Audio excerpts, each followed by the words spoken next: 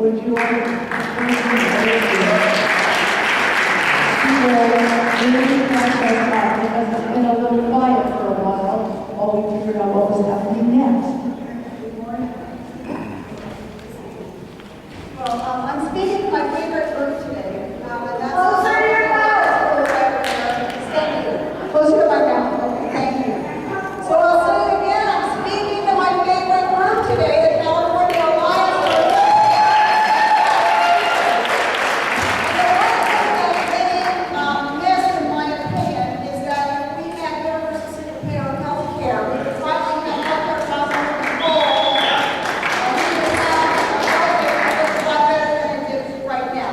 So I'm hearing closer to my mouth. And people in the back here, not us speaking. Good. All right. Well, thank you. So greetings to all of you. I see lots of familiar faces in the room. Not to mention a woman that I worked with for 20 years, Sue Eustace, who's chair of the CSEA Insurance Committee and committed to health care for all. So I want to thank Jody Reed and Dan Brass for having me here today. I come here today as a special project coordinator for California Nurses Association, an organization that has never compromised on its principles for universal single-payer health care. Every day, nurses fight for their patients to stop the corporatization of our healthcare system. I'm grateful to work for the nurses, and as my mom would say, they do God's work. So last year, President Obama signed into law the Patient Protection and Affordability Health Care Act, or what some people call PPACA. It was not health care reform, but it was insurance reform. Certainly, we couldn't argue that keeping our kids on our health insurance plan until they were 26, or making insurance companies cover children with pre-existing conditions, or making rescissions of health insurance policies were not steps forward, they were welcome advances. I had coffee a few weeks ago with a strong proponent of single-payer health care that I worked with for many, many years. He argued with me about CNA's position because he thought it was inhumane to deny as many people that are going to get health insurance under President Obama's plan. And here's what I said to him. The problem is that that plan puts billions of taxpayer dollars into the insurance companies' pockets. They will take all of that money and use it to fight us on what we know is a human right. And that's health care for everybody. The next thing that does is that the private insurance companies cannot control the cost of care. Probably if any of you have been reading the newspaper lately, you've read that Blue Shield, a not-for-profit healthcare corporation, right, is considering increasing its rates as much as 85.5% for individual purchasers, right? And the reason that they're saying that they need those increases for the individuals is because doctors and hospitals want more money. So my question is, what do you do? If you can't control the cost of care and the cost of the pharmaceuticals companies, and you suck 35 cents out of every dollar that we spend on health care, why do we need you? We don't. And that's the problem with the president's health insurance plan, is that it won't control the cost of care. Many people will think that they have a government system and they don't, and it takes us backwards. We then have to back up and say it was not the government that administered the system that you just got. In fact, it was the insurance companies, and we have to back up. And so in my mind, turning all of those taxpayer dollars over to the insurance company is not a step forward. It's a step backwards. And while people are anticipating that they're going to get insurance, they're going to get insurance. Still the declinations of care, still the expensive co-payments, still the bankruptcies that have happened. So we have to think about moving forward in this environment. So here's kind of what we did in retooling and rethinking about that. We brought in some really smart people, and one of the smartest people and one of the smartest organizers I know California Alliance for Retired Americans, and her name is Jody Reed. Yay! Where's she at? Oh, there she is. There she is. She's smart. Who runs Single Payer Now. Yay! We asked Rose Roach from CSEA, and we took the state strategy group, folks, and we brought them together. And we said, this isn't the environment that we're working in. Now, when President Obama was having those summits about healthcare reform a few years ago, he would not allow single-payer supporters in the room, right? He wouldn't allow us a voice. And in my mind, the reason he would not allow us a voice is because there's not enough of us. If there were more of us, and it speaks to what Lenny said around the framing of healthcare, around taxes, because the minute you say to the average citizen, just the average person on the street, do you want the government to take over your health insurance? People take a deep breath and it stops them. Now I say, yes! Please, right now. But people don't know and don't see right through my lens because they haven't had that experience. So there aren't enough of us. And so what is in front of you really, and I want to tell you that both of these documents are drafts and have not been approved, so I don't want anybody to walk out of this room and say this is what's going to happen. I'm trusting you, right, with some important documents. These are drafts.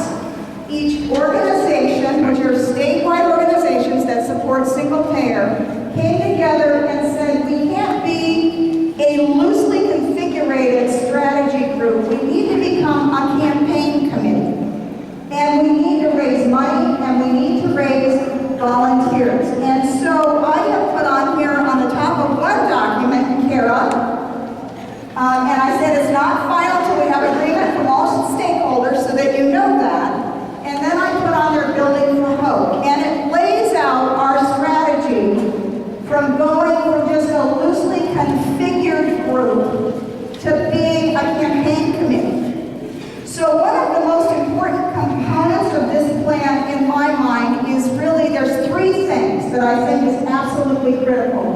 One, we must bring more people of color into our movement. We absolutely have to do that.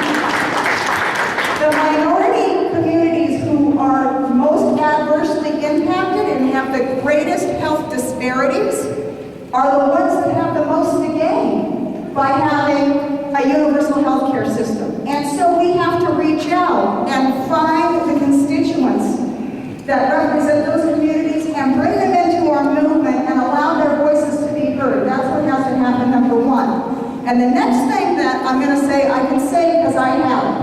And that's that everyone that cares about this can't have gray hair. We have got to find a way to bring young people and students into our movement. It is the only way we're going to win, because when our voices are loud enough and strong enough, the President of the United States will not keep us out.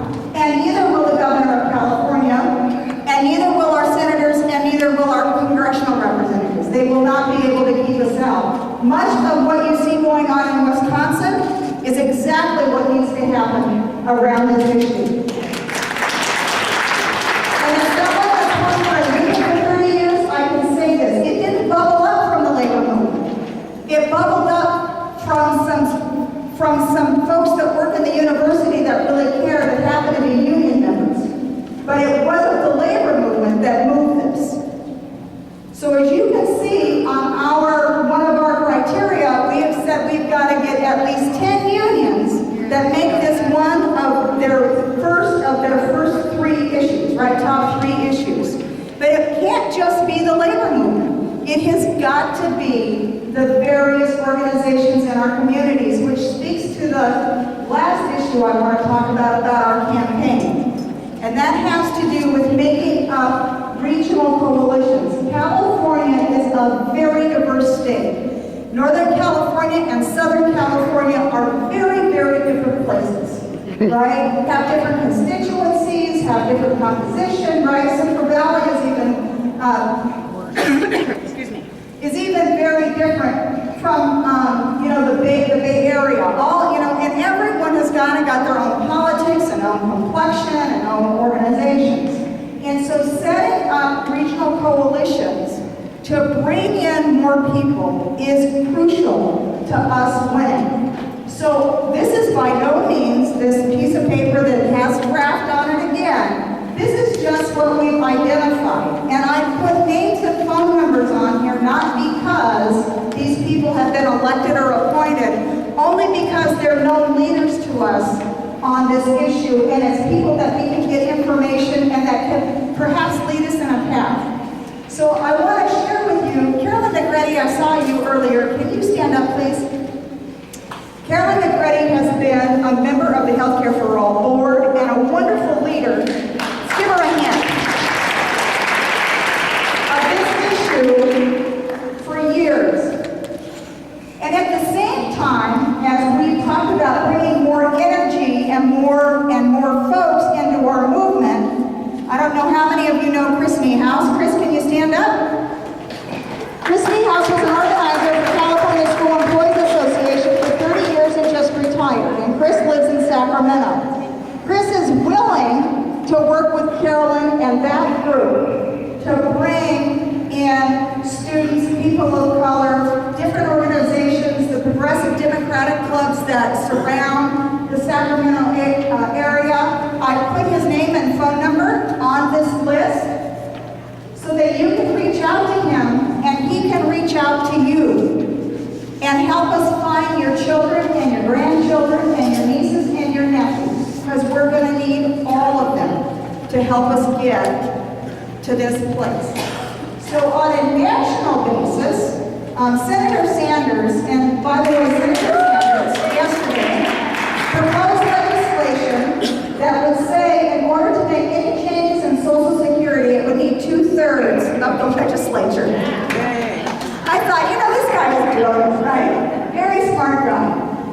But what Senator Sanders and Congressman McDermott have done is propose a state single-payer bill. It's the first time ever in our nation's history that we've had companion bills. It's H.R. 1200 and S702. And that allows California to get the necessary waivers that we would need to set up a single-payer healthcare system. I believe that this will happen in a state first. And if it happens in this state first, it will happen to the nation, because as goes California, and goes the rest of the nation, right? So we've got lots of opportunity. We're a state that's got our proposed plan in place where all the stakeholders have had input and provided feedback. And with that, I'll open it up for questions. Can you give us the numbers of the federal level again? Yes, it is S702 Sanders, S702, and HR 1200 by Congressman McDermott. 1200, HR 1200. Yep. Yes, sir. Yeah, I think we've talked about this before. It calls for supporting 810, which we do. However, for years, one of the things that I see is as a union organizer, represent a lot of people who are like single parents, have 5, 6 children. They go into the doctors, they got all these co-payments. And I can't do anything to get the co-payments and deductibles out of 810. Unless, I guess, we speak up somehow, it's not going to get out of 810. I don't know how to get that out. Well, unless I'm mistaken, and I'm going to repeat your question, CT, if it's okay. What CT just said is that he wanted to get the co-payments out of Senate Bill 810. And it's my understanding that there aren't any co-payments in 810. And in my reading of it, I don't think that there's any co-payments and deductibles. There are. Yeah, I had the bill, the most recent one that you had there. I went on to the legislative, got the recent one. It's still in there. Co-payments for what, CT? Well, they delayed it for 2 years. They delay it for 2 years. Well, it says for 2 years there will not be any co-payments. Except for a couple of things, yeah. And once I know it, once you get, I didn't used to have co-pays, but once they had the opportunity, they get in there, and then once they get in there, they just keep increasing and increasing. Once they But the bill as proposed does not have any co-payments or deductibles. That's my reading of it. Carol, is that yours too? Yeah, I don't think for the first 2 years there's any co-payments answered it. Okay, yes, sir. You were talking about names and phone numbers on a sheet. There's no names and phone numbers. There's two sheets. One says regional structures. Does anybody have it? Are there couples here that have two that could pass one to the gentleman in the back? Oh, Jody's got some up here. Jody's got some up here.